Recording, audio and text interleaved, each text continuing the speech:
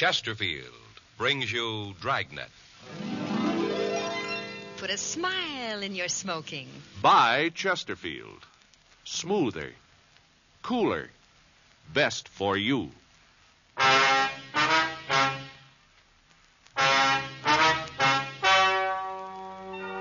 Ladies and gentlemen, the story you are about to hear is true. The names have been changed to protect the innocent.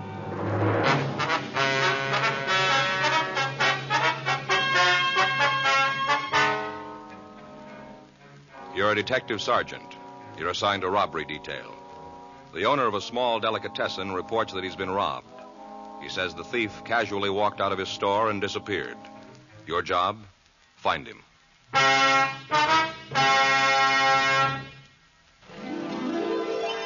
Put a smile in your smoking. Next time you buy cigarettes, stop. Remember this. In the whole wide world, no cigarette satisfies like Chesterfield. Put a smile in your smoking.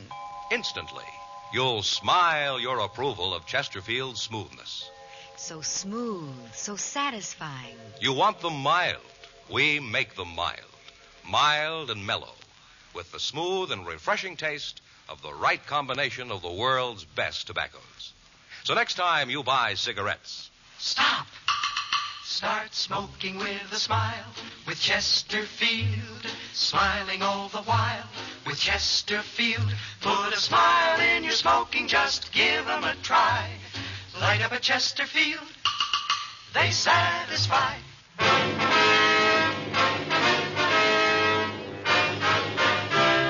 Dragnet, the documented drama of an actual crime. For the next 30 minutes, in cooperation with the Los Angeles Police Department, you will travel step by step on the side of the law through an actual case transcribed from official police files. From beginning to end, from crime to punishment, Dragnet is the story of your police force in action. It was Sunday, October 9th. It was overcast in Los Angeles. We were working the day watch out of robbery detail. My partner's Frank Smith. The boss is Chief of Detectives Thad Brown. My name's Friday. I was on my way back from communications. It was 3:48 p.m. when I got to room 27A. Robbery. I got it. Robbery, Friday. Yeah, just a second. Give me that pad, man. Yeah. All right, go ahead, please. All right, I have it. What happened? How long ago? All right. Right away. Thank you. Guy came into a delicatessen over on Sunset. Took out a pretty big order. Yeah? Sack full of money. 4:15 p.m. Frank and I drove out to a small combination delicatessen and grocery on the corner of Sunset and 3rd. The owner of the store, Mr. Paul Claypool, told us that the robbery had taken place approximately 20 minutes earlier. He said that the patrol car officer who had answered his call had left to make an immediate search for the suspect. Gave a real good description, I did. Yes, sir, you said that. Kept my wits about me. All the time that young hoodlum was in the store, I was studying him. Didn't let him catch on, of course, but I was making mental notes. I wonder if you'd tell us just what happened, Mr. Claypool. How's that? Well, we'd like to hear about the robbery right from the beginning. Oh, check it up on me, huh? Sir? Making sure I give you the same story I gave that other cop. Oh, no, sir, that's not the idea. I told him everything there was to tell. Well, we'd like to hear it, too, that's all. You ain't going to hear nothing different from what he did. Well, would you tell us anyway? Well, if that's how you want it. This here crook fella came walking into my store, big as life. That's how it begun. Mm-hmm. That was about 20 minutes ago, was it? Oh, might be 21 or 2, but now it depends on how long you've been talking to me. Yes, sir. What'd he say when he came out? Bandit fella? That's right. Nothing. What? Nothing. That's what he said. Not a single solitary word. I see. Didn't even open his mouth. Just handed me an envelope. Yeah? Sealed it was. Sealed up shut. Mm-hmm. Go ahead. Struck me as being kind of peculiar. What do you mean? Well, lots of my customers bring in lists of things they're supposed to buy. They don't seal them in no envelope, though. I see. My instinct sure was right. It wasn't no grocery list. It was far from it. Is that so? Note inside. Hand-printed it was. I see.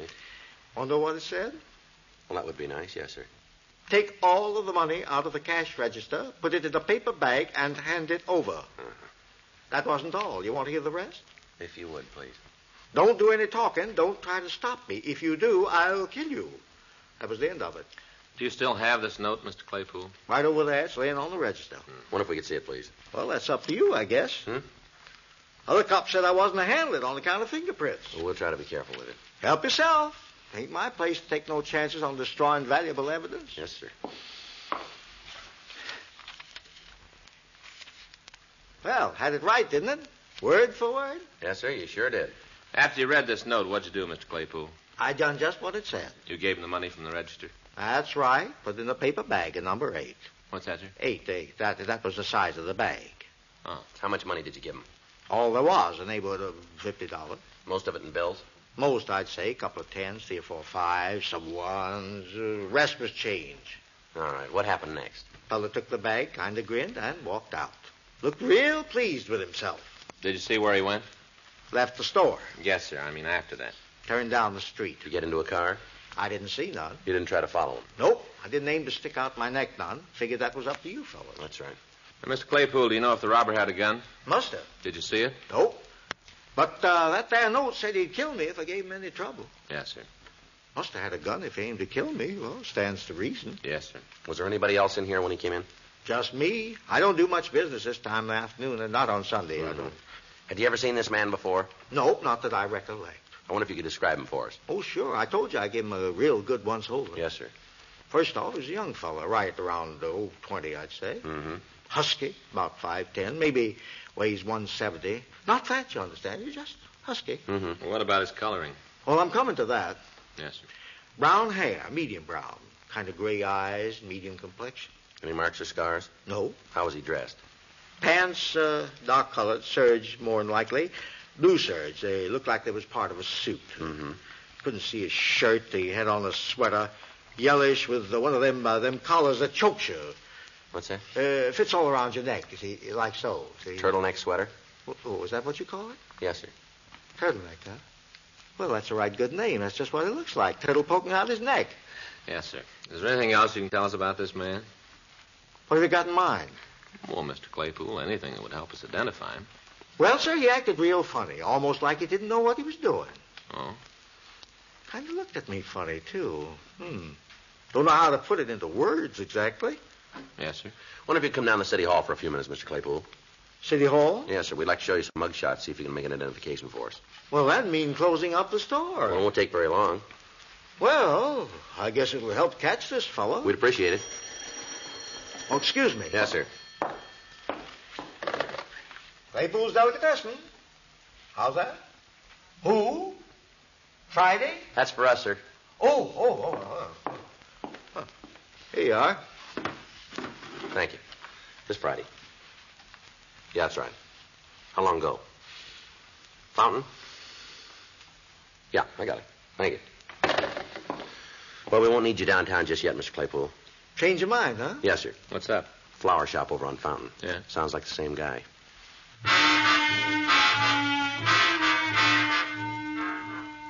Frank and I told Mr. Claypool we'd check with him later. We left the delicatessen and drove out to the Pringer Flora shop on Fountain and Selma. 4:42 p.m., we talked to the victim, Miss Norma Devereaux. She seemed to be extremely agitated. She told us that a man had walked into the store about 4:30 and gave her a sealed envelope. She showed us the note the envelope had contained, and it appeared to be a duplicate of the note Mr. Claypool had been given. Did this man say anything to you, Miss Devereaux? I don't remember. I don't think so.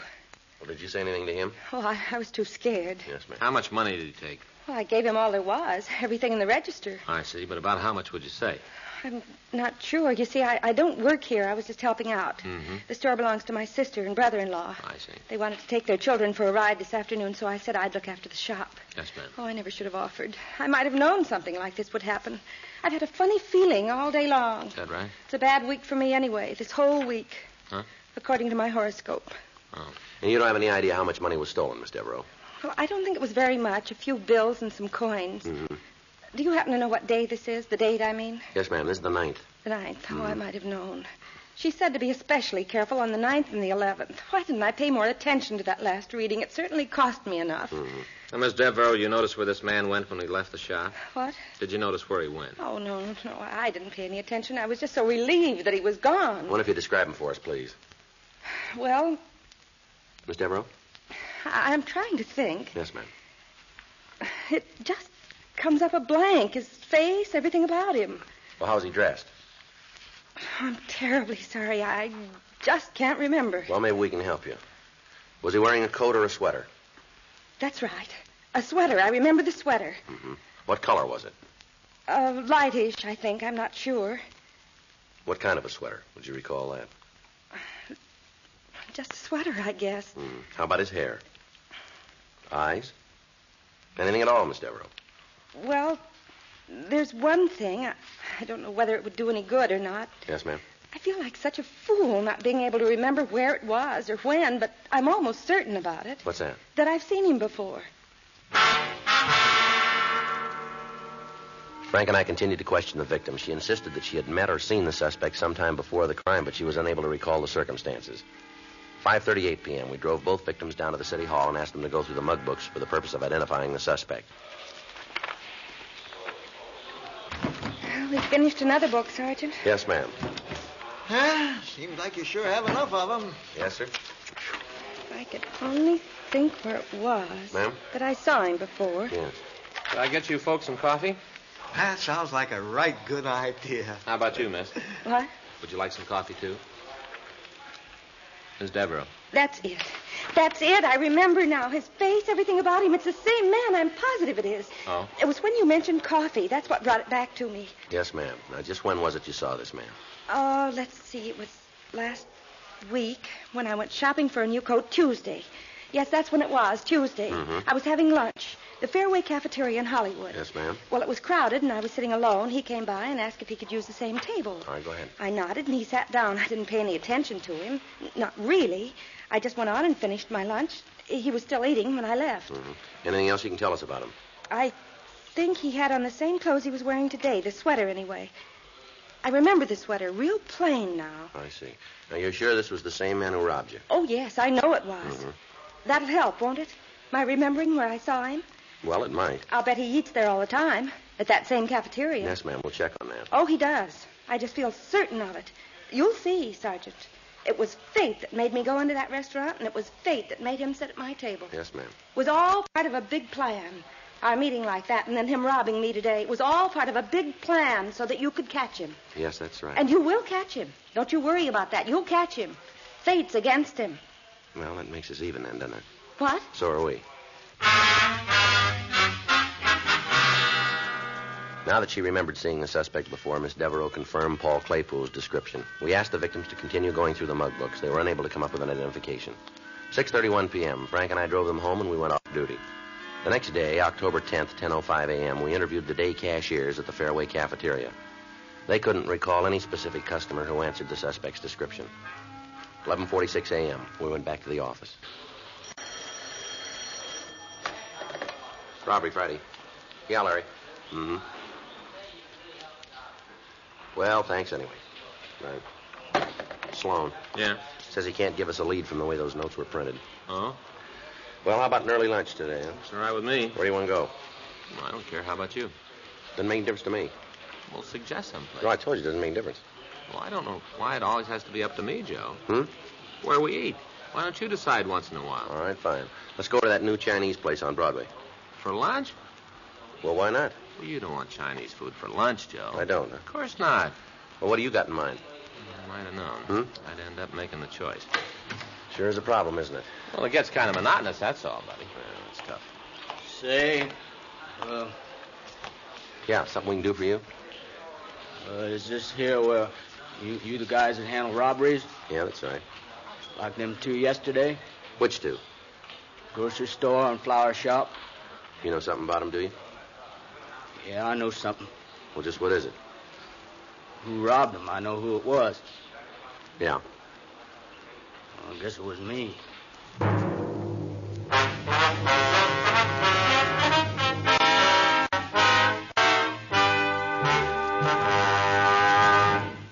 Put a smile in your smoking. Next time you buy cigarettes, stop. Remember this.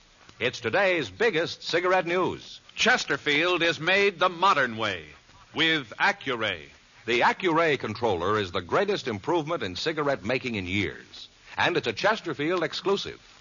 This amazing quality detective electronically checks and controls the making of your Chesterfield, giving a uniformity in smoking quality never possible before. So buy Chesterfield today. For the first time, you get a perfect smoke column from end to end. A perfect smoke column from end to end. From the first puff to the last puff, your Chesterfield smokes smoother.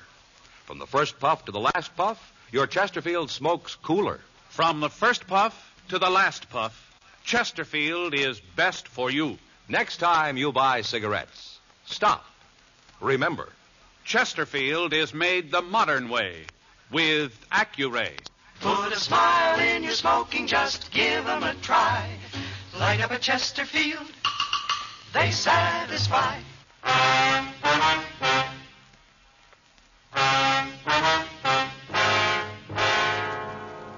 The man who had come into the office answered the description we'd received from the victims. He was in his early 20s, stocky build, about 5'10", brown hair and gray eyes. He was wearing dark blue trousers and a yellow turtleneck sweater. He told us that his name was Harvey Tilden and that he lived in a rooming house on West Ivar. He readily admitted the 2 robberies, but he insisted that he had not meant to commit the crimes. I didn't know what I was doing, that's all. I just didn't know. Well, what are you trying to sell us? Were you drunk? Of course not. I hadn't had a drink, not even a beer. Well? Well, he told me it was money they owed, that I was collecting it for him. Who told you that? Stoney. Who's Stoney? Well, that's all I know him by, Stoney. And you were collecting money for him, is that it? Uh-huh. And you expect us to buy that, too, don't you? No, I guess not. Well, then why don't you try giving us the truth? Well, look, now, may I'm not the brightest guy in the world. If I was, I wouldn't be in this mess. Yeah. I come to you of my own accord, didn't I? Well, maybe you got scared. Maybe you figured it'd go easier with you if you gave yourself up. Isn't that it? Yeah, I guess I can't blame you for thinking that. Sure was a dumb trick. Well, why'd you do it then? Because I didn't know, because he told me it was just a job I was doing. Mm-hmm. Stoney told you. Yeah, that's right. Mm-hmm. All right, now let's hear it your way. Yeah, well, he said he worked for a kind of collection agency, you know, where they go after them deadbeats, you know? Yeah. Well, he said he had to have somebody to help him, only part-time, but the pay would be good. Yeah. Offered me the work. Mm-hmm. I ain't had a steady job lately. Sound kind of good to me. Yeah, go ahead. Yeah, well, I was supposed to meet him yesterday afternoon, 3 o'clock. He picked me up in front of the place where I live. Yeah? Drove me past that grocery store and parked around the corner. Gave me an envelope, and he told me to take it inside, hand it to a fellow who worked there. He said I was to make sure nobody else was in the store on account of he didn't want to make the old guy feel bad by collecting the debt in front of somebody else, you know? Yeah. So I done what he told me. I give the old guy the note, he give me the money, and I took it back to Stoney. Well, where was he while you were in the store? Well, around the corner, like I said. Why didn't he go in with you? He wanted to see if I could handle it myself, on my own, you know. That's what he told me. Mm-hmm. Well, then we drove over to that there flower place. Same routine. Yeah, only this time I got kind of suspicious, you know. Yeah. She acted so scared, the lady there. It didn't seem to me that having to pay up a debt would make somebody so scared. I told Stoney afterwards, he said it was just an act that they all put on like that. Mm-hmm. Yeah, well, I didn't exactly believe him, so next place we stopped, I opened up the envelope before I went inside, and I read that there note. Yeah, well? Well, I didn't know what to do. Finally, I went back to the car, and I really told him off, Stoney. I told him I wasn't no thief. I told him he had to return all that money. What did he say? He just laughed at me. He said I was the biggest pigeon he ever met. I said if he didn't take back the dough, I'd go to the cops. He told me you'd throw me in jail, that you'd never believe a word I told you. Mm-hmm. What happened then? I got out of the car. I said I wasn't no crook and nobody was going to make me be one. Mm-hmm. I was heading right for the police station, and then I got to thinking. I seemed like maybe he was right, that nobody would believe a story like this. Yeah. So I went home. All right, why'd you come in today? Well, I didn't sleep none too good last night. It was kind of worrying me what I'd done. I figured maybe he'd find some other sucker like me and pull that same stunt over again. I didn't want him to get away with it, so I decided to take my chances on you guys. I'm going to get a short count now, am I? You know where the Stoney lives? No, he never said, not to me. And you don't know his last name either. Uh-uh. Well, where'd you meet him? Hentley's gym. Or on Olympic. I hang out there sometimes. You a fighter? Oh, I had some bouts, yeah. Mm-hmm. Well, how'd you and Stoney get acquainted? Oh, I don't know. We just started talking one day last week. He come in for a steam bath, and afterwards we was both watching some of the guys work out. I see. He was there again on Saturday. That's when he offered me this job. Mm-hmm. What kind of a car does he drive? Chevy? Sedan? No, coupe, hardtop, last year's model. You know the license? No, I don't pay no attention. It wouldn't matter if it did. I ain't much at remembering things. Yeah. Can you tell us what Stoney looks like? Yeah, why, he's a big fella, sharp dresser. How old is he? 35, maybe 40. What color's his hair? Sort of red. Anything else? Scars, anything like that? No. That's the whole story, huh? Yeah. You didn't know you were robbing those stores? You didn't have any idea? Honest, I didn't. Sounds crazy, don't it? Yeah, it does. Joe, talk to you for a minute. Yeah. You wait right there, Tilden. Yeah, okay. You must think we're pretty done, expecting us to fall for a line like that. Yeah. What's he take us for? I don't know. Couldn't be true, not a word of it. Yeah. Heck of it is. Yeah. Such a darn fool story, Joe. I just can't help believing it. I'm a lower. So do I. Frank and I continued to interrogate the suspect. He maintained his innocence, and we were unable to shake him. We ran the name Harvey Tilden through R&I. They had nothing on him. We also ran the name Stoney through the moniker file, and we came up with two possibles. We pulled the mug shots and showed them to Tilden. He tentatively identified one of the photos, James Brightstone, but he wasn't positive. We telephoned Brightstone's last known address, a small downtown hotel. They told us he'd moved during the summer, and they had no idea of his present whereabouts. We checked DMV and our own vehicle records. They reported that a late-model Chevrolet was registered in Brightstone's name. Harvey Tilden was held in custody for further questioning. 4:08 p.m., Frank and I drove over to Hentley's gym on South Olympic and talked to the owner, George Hentley. What's right? Stoney. Yeah, that's right. Full name maybe James Brightstone. We're not sure.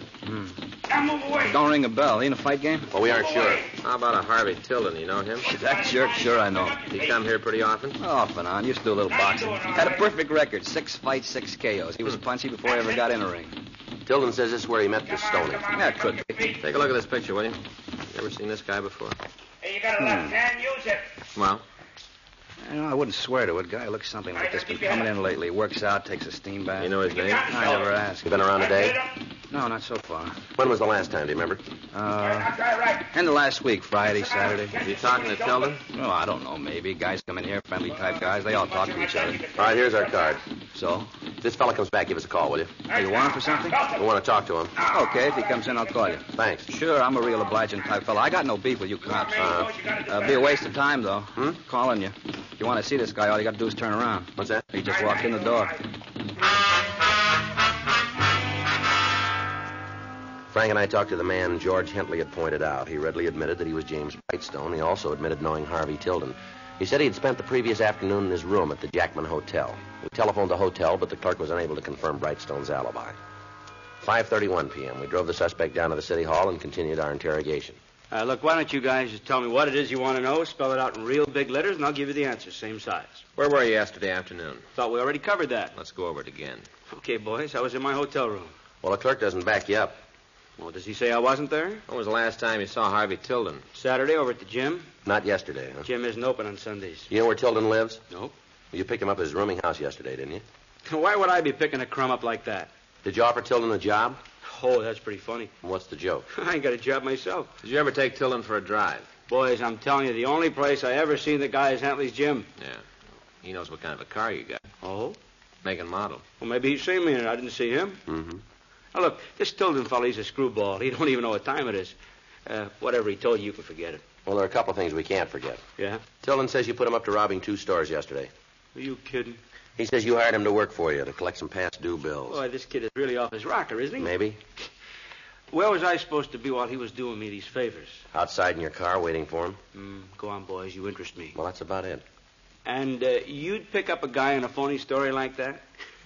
Hey, look, I'm getting out of here. Tilden ain't the only guy who's nuts. Sit down, Brightstone. All right, you jokers, prove any part of it. We're going to try to. I'd like to know how. We got a team out right now checking the neighborhood of both robberies. If anybody saw your car around those stores yesterday afternoon, you got trouble. I got news for you guys. It don't matter where I was yesterday. You can't tie me into these jobs. We'll see. Matter of fact, I'll give you a hand. I might have been driving around those stores yesterday. Is that right? Yeah, come to think of it, I went for a ride along about 2 o'clock. Slipped my mind before it. Sure. Not that I know where Tilden pulled his heist. You don't, huh? Sure, of course not. Then what makes you think you were in the vicinity? Well, I'm not saying I was. I'm saying I might have been. Yeah. Just where were you? Who knows? It took me a real long drive. What time did you leave your hotel? 2 o'clock, maybe? What time did you get back? Later. How much later? All right. I tell you what, I'm going to give you guys a break. Good. Now, I know you can keep this up for 72 hours, and I got more important things to do, so let's get it over with, okay? It's entirely up to you. Okay. Tilden was giving it to you square. He was just a pigeon. Dumbest pigeon I ever ran into. Yeah, go ahead. Well, that's it. You got it now. What are you going to do about it? What do you think? Oh, if you're smart, you're going to turn me loose. Mm-hmm. Yeah, look, let me give you a little advice, free. So Tilden was a fall guy, all right? I admit it to you guys. Yeah. But to nobody else. Anybody else asks me, I deny it, the whole thing. So you might as well play smart. You figure on sticking me with this rap, you got to have a signed confession. I ain't going to give it to you. Well, now, maybe we won't need it. Boy, you got the biggest rocks in your head. Tilden was in those stores, I wasn't. He took the money, I didn't. You go into court, you come out looking dumber than he does. Mm-hmm. It's my word against his. You think anybody in their right mind is going to believe this boy? You think he'd stand a chance of convincing the jury? Well, he might. Fat chance. He convinced us.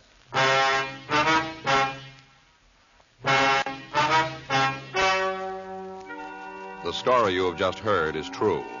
The names were changed to protect the innocent. On January 8th, trial was held in Department 98, Superior Court of the State of California, in and for the County of Los Angeles. In a moment, the results of that trial. Now, here is our star, Jack Webb. The date, June 19th. The man in question, father. The gift for Father's Day, Chesterfield. Make it a point to pick up a couple of cartons, first chance you get.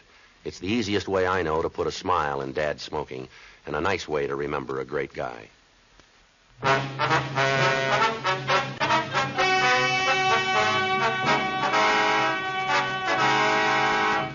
The district attorney failed to issue a complaint against Harvey Tilden. James Hill Brightstone was tried and convicted of robbery in the second degree, 2 counts. Robbery in the second degree is punishable by imprisonment in the state prison for not less than 1 year.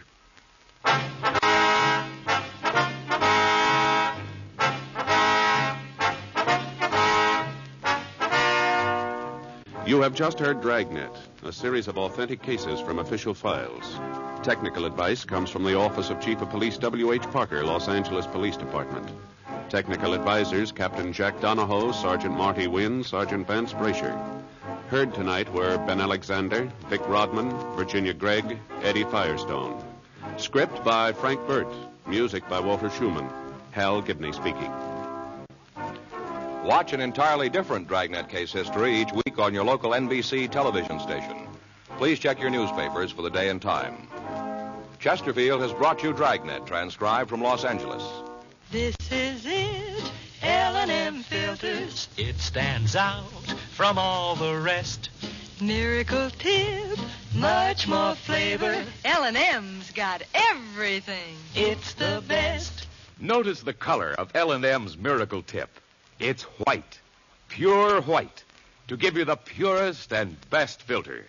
And L&M gives you a rich, good-tasting, fully satisfying smoke, the kind you can get only from highest quality tobaccos. Buy L&M. It's got everything: flavor, taste, mildness, and the best filter. L&M. A courageous chaplain, honored as Mr. Citizen, thwarts a prison break and converts a juvenile delinquent to a new way of life. Don't miss Mr. Citizen this week. Check your local TV listings for time and station. Hear Dragnet next week, same time, same station.